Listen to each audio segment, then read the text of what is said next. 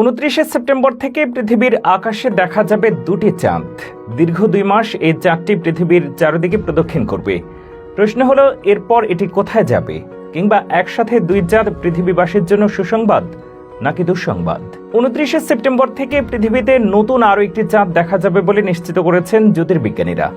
space.com এর report থেকে জানা যায়, নতুন চাঁদটি মূলত একটি ছোট গ্রহাণু, যার নাম 2024 PT5। 29 সেপ্টেম্বর থেকে 25 নভেম্বর পর্যন্ত দেখা মিলবে দ্বিতীয় চাঁদের। বর্তমান পরিস্থিতিতে এর নাম দেওয়া হয়েছে মিনিমুন।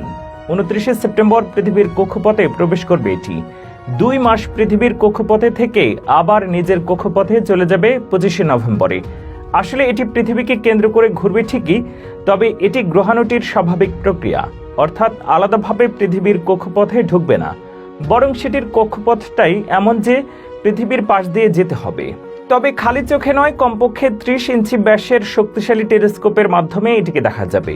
অপেশাদার কোনো টেলিস্কোপ বা দূরবীন দিয়ে 2024 PT5 নামের এই গ্রহাণুটিকে দেখা যাবে না বলেও জানিয়েছেন গবেষকরা।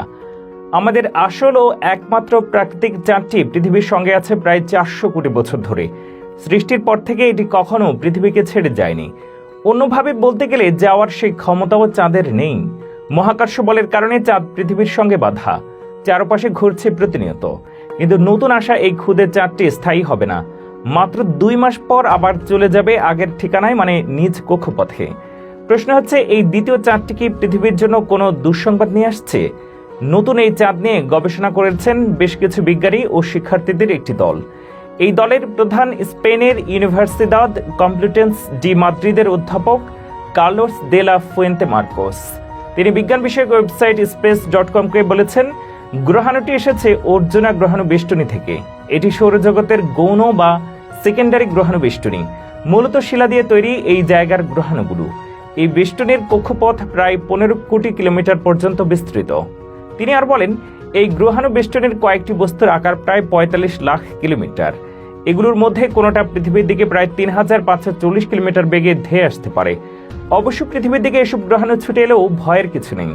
অনেক গ্রহাণুই এভাবে পৃথিবীর কাছে চলে আসে, আবার সেগুলো বেরিয়েও যায়, কিন্তু আবার পৃথিবীর বায়ুমণ্ডল ভেদ করে চলে আসে। তবে সেগুলো পৃষ্ঠে আসতে আসতে তাদের শিখার সংযোগ ঘটে, তা ছাই হয়ে যায়। তবে গ্রহাণুর আকার বড় হলে সবটা ছাই হয়ে যেতে পারে না, আঘাত করে পৃথিবী পৃষ্ঠে। তাতেও এখন ভয়ের কিছু নেই। তেমন কোনো গ্রহাণু পৃথিবীতে আঘাত করার সম্ভাবনা দেখা দিলে নাসা আগে থেকেই গ্রহাণুটির কক্ষপথ বদলে দিতে পারে, যাতে পৃথিবীতে তা আঘাত না করে। নতুন এই চাঁদটি তুলনামূলক অনেক ছোট। গ্রহাণুটির ব্যাস মাত্র 33 ফুট। এটি একটি 4 তলা ভবনের সমান। তাছাড়া এটি পৃথিবীর কক্ষপথেও ঢুকে পড়ার কোনো আশঙ্কাও নেই। এটি পৃথিবীর অতিথি হয়ে এসেছে, কিছুদিন পৃথিবীকে প্রদক্ষিণ করে আবারও চলে যাবে নিজ ঠিকানায়। তবে এমন ঘটনা এটাই প্রথম নয়। এর আগেও এমন অস্থায়ী চাঁদ দেখা গেছে। এমন ঘটনা এর আগে ঘটেছিল মাত্র 2 বার। একটির নাম 2006 RH120। 20 ফুট প্রস্থের এই গ্রহাণু 2006 এবং 7 সালে 9 মাস ধরে পৃথিবীকে প্রদক্ষিণ করেছিল। তবে বিষয়টি নিয়ে কিছুটা দ্বিমত আছে।